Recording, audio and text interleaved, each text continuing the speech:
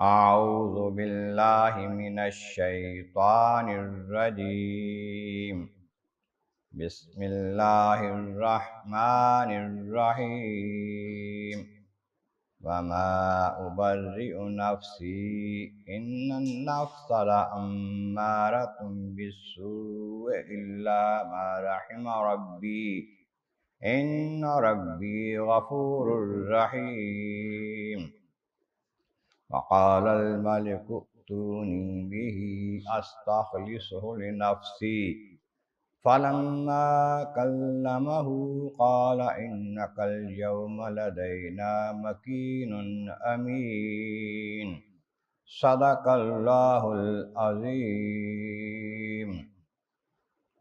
حمد و ثناء رب کریم اور درود و سلام بر سید خیر الانام کے بعد سورہ یوسف کی آیت نمبر 53 اور 54 تلاوت کی گئی ہیں، جو 13ویں پارے کی پہلی دو آیتیں ہیں پہلے رکوع میں۔ اس سے پہلی آیتوں میں بتایا گیا جب یوسف علیہ السلام نے بادشاہ کے خواب کی تعبیر درست بتا دی تو بادشاہ نے بھیجا کہ اس کو بلا کے لاؤ، ایسا بندہ علم والا جو ہے اس کی قدر کرنی چاہیے۔ جب بلانے کے لیے بھیجا تو آپ نے آنے سے انکار کر دیا، کہا پہلے وہ جو الزام مجھ پر لگایا گیا تھا اس کی تحقیق کر لیں، عورتوں سے پوچھیں جنہوں نے اپنے ہاتھ کاٹ لیے تھے کہ کیا ہوا تھا۔ عورتوں سے پوچھا، سب نے حلفاً کہا کہ یوسف علیہ السلام بالکل بے گناہ ہیں، ہماری خطائیں ہیں۔ کہ زلیخا نے صاف واضح کہا کہ میں نے کوشش کی تھی یوسف کا جی لبھانے کی۔ تو یوسف علیہ السلام نے یہ کس لیے کیا؟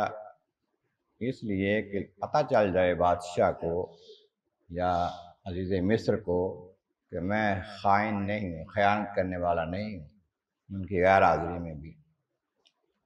اب جب یہ پتہ چل گیا، واضح ہو گیا، اور یوسف علیہ السلام کی قدر اور بھی زیادہ ان کے دلوں میں ہو گئی۔ اب یوسف علیہ السلام نے یہ خیال فرمایا کہیں میری یہ بات کہ میں اپنے آپ کو پاک بتاتا ہوں یہ اپنی بڑائی میں نہ آ جائے، تو کہنے لگے وما ابرئ نفسی، میں اپنے نفس کو بے قصور نہیں کہتا، یہ میں نہیں کہتا کہ میرا ہی کام ہے، بلکہ اللہ کا کرم ہوا ہے۔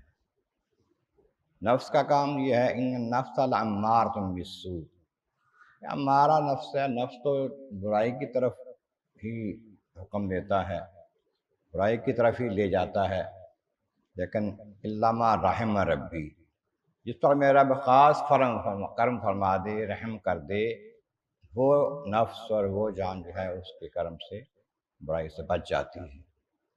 تو اللہ تعالیٰ نے جن لوگوں کو مخصوص کر لیا ہے، نبی بنایا ہے، ان کو معصوم کر دیا اپنے رحم سے، اپنے کرم سے، وہ معصوم ہیں، ان سے خطا نہیں ہوتی۔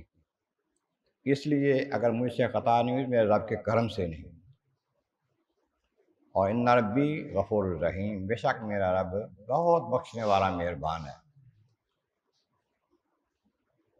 اب یہ بات انہوں نے اپنے طور پر کہی، اللہ تعالیٰ کی بارگاہ میں عاجزی کرتے ہوئے۔ ادھر بادشاہ نے جب پتہ چلایا، دیکھا کہ حالات یہ ہیں، یوسف علیہ السلام بالکل بے گناہ ہے اور بڑے علم والے ہیں، حلم والے ہیں، برداشت والے ہیں،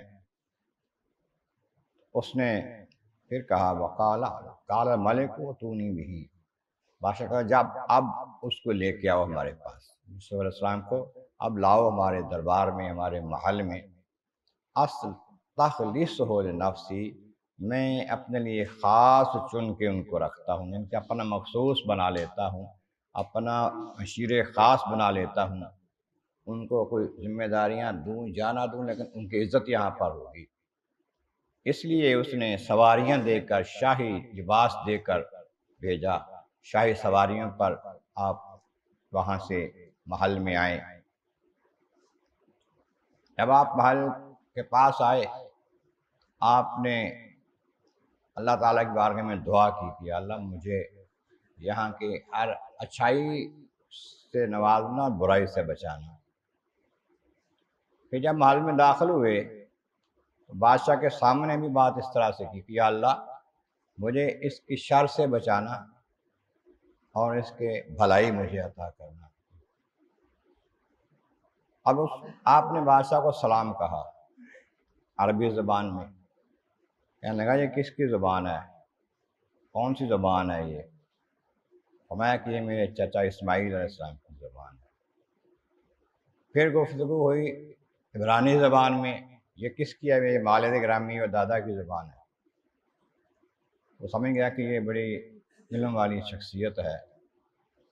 بادشاہ خود بہت زبانیں جانتا تھا، لیکن آپ ایسی زبان، وہ ساری زبانیں جاننے کے باوجود ایسی زبانیں بھی جانتے تھے جو وہ نہیں جانتا تھا۔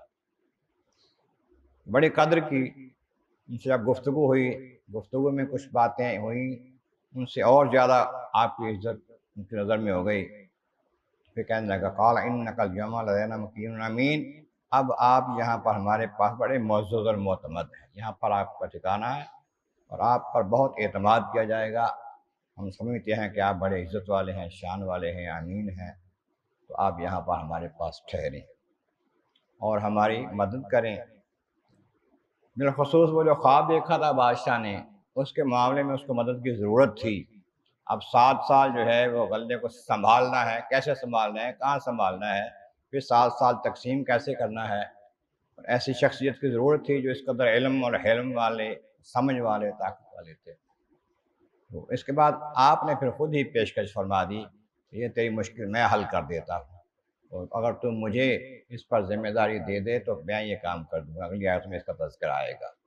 اللہ تبارک و تعالیٰ کی بارگاہ عالم اعظم والا کریم، محبوب کریم کا صدقہ قرآن کریم کا فہم اور اعمال صالح نصیب فرما۔ وآخر دعوانا ان الحمد للہ رب العالمین۔